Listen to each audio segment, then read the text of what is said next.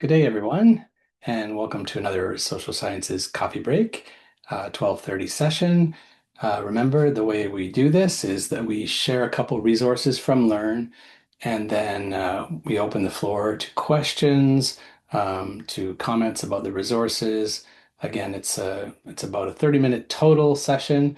Our shares will take about 10 minutes, and we'll get started right now. Remember, if you're watching or you come in during the session anytime, I should always wait till after we've recorded our first two shares. Usually it's about 8 or 9 minutes. So let's go.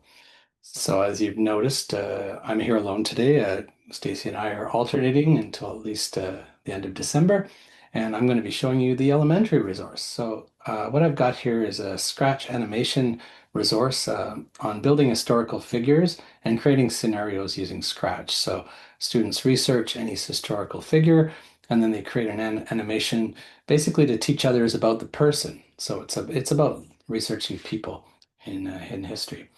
Why do this? This kind of activity offers a lot of choice. Students can pick someone local or historic.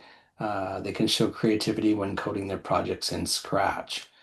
Um, this is specifically for elementary, cycle 2 and 3, but this type of strategy could be used in any grade level. And of course, there are historical figures throughout history that could work well with this sort of scenario.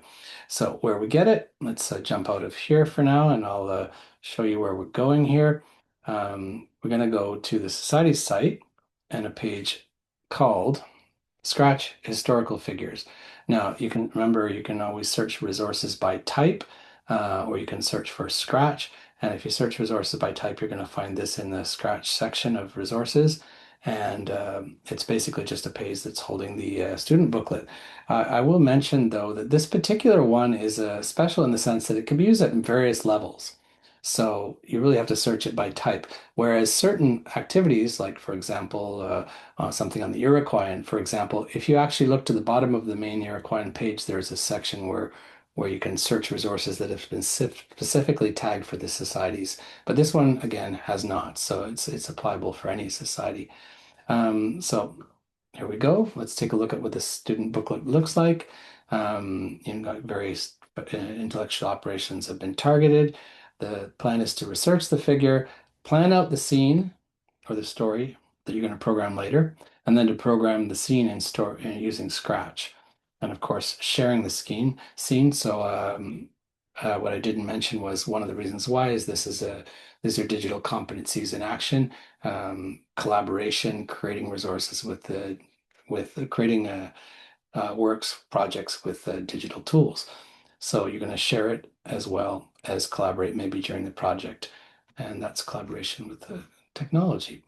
So we've got the Scratch links. We've got some. Of course, you can use the Society Centurity's website. If you're using this at a different level, you can use other websites. And you create a scenario in Scratch. The Scratch character, there's some parameters. You're going to set a historical character, which is one of the sprites that you would set in Scratch, one of the characters. You're going to need a background. You're going to build information about the character that you research, and you're going to make it move around and do at least a few actions.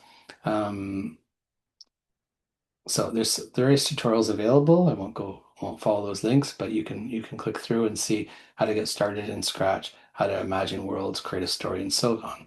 What I find this great about this is that, of course, that it has a tool for building the story. First, you need to build the information about the historical figure. So there's different information about his or her accomplishments, and objects you could use. And then there's a scenario. So you can do the introduction, you can introduce the character, and you can have some interactions between the character and other people or between the settings, I suppose. And those are the tools available. Um, this task asks you to make a connection to the present. Of course, that can be changed in different contexts. For example, is there a place named after your character? What happened after the interaction? What's the effects later on? Another intellectual operations, and so on. So there's some steps about recording in Scratch, and if you go down here, there's also an evaluation grid. So that's the scenario that uses Scratch. And again, I'll go up and keep in mind that Scratch is an account that you can create, or you can work without creating an account even, but you have to be careful. Your image, your work will not be saved. And this is the environment for coding, and the tutorials will help you in that regard. So there you go. That's the elementary share. Um, I'm going to go to the secondary share. Of course, I'm more of a secondary expert. And I dug around for some one that I really liked from a while back, and this one is for secondary one geography. So secondary one and two or two geography. Okay, so basically this is a game-based activity. As you know, I love game-based activities where students use the technology to view virtually uh, information and classify and analyze documents. As you'll see, this was originally done with a virtual reality tool, but I mean, in the sense that you would scan something and you would see something virtual. Now it's going straight to a document. So the virtual aspect of the document is the photo, the text, and also videos, and possibly some VR videos in the document itself. So you're scanning it using a QR code, you'll see. Why? Game-based and visual strategies drive students' interest and allow them to collaboratively harness digital resources for learning. Again, digital competencies in action, collaboration, and using digital resources for learning. This particular one, secondary cycle one history students, as I mentioned. And let's go see where we find this. So I'll get back out of the full screen. And again, like many of our resources in secondary that don't have a dedicated page, the best or a dedicated website, you'd have to search through the educational resources on the main educator site.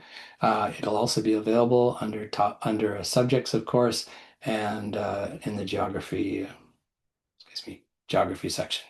So when you get to the resource, basically you've got two things. Okay, you've got the regular um, document style activity. So this is the one that doesn't use the game.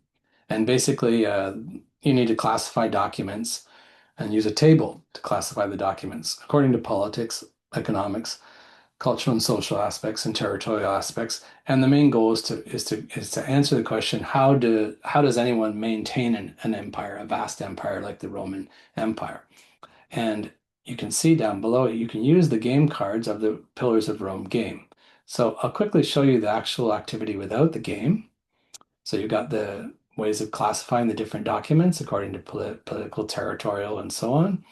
And you can clearly indicate how Rome here was able to maintain the empire. So as you read the documents, you can note down that's how they did it with this particular tool or social structure or political whatever. And then there's documents. So this is an overview document. And then there's documents that they had roads, that they had monuments and places to attract the audiences and keep them busy, basically. They had commercial routes, and so on. And they had an emperor, of course. In the game, funnily enough, the emperor is the teacher.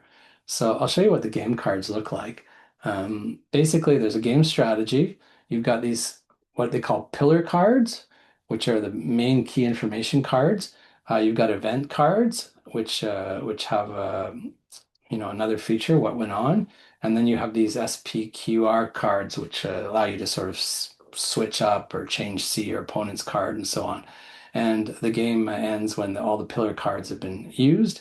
There is a video available in French only at this point, but you can also read the instructions. What's maybe not clear is at the end, even if you've moved the bar down and up, depending on the points you've got, you roll a dice at the end and you count points for each particular card that you've drawn. So here's the playing cards. And what we've done, as I mentioned before, is we didn't use the augmented reality app, which no longer exists. We use QR codes instead. So this would work very well with an iPad, for example, since phones aren't allowed, or you can request phones just for this activity. But it would work better with an iPad in this particular version. You'd be able to see the documents and the virtual aspects much better. So each student gets a couple cards. You always have to have two cards in your hand. You play a card, you scan it, you get the information, you fill it out in the table, and then you get another card, and so on. So there's the games, there's these special cards. Here's some event cards, and you can print these out, and the QR codes go to the documents. Great little gaming strategy, easy to redo in another format for another subject area. And that is my share for the secondary level. And we'll end there. So next week, if all goes as planned, Stacy will be here taking over both elementary and secondary level slides. See you next week, and we're going to stop the recording now and take any questions.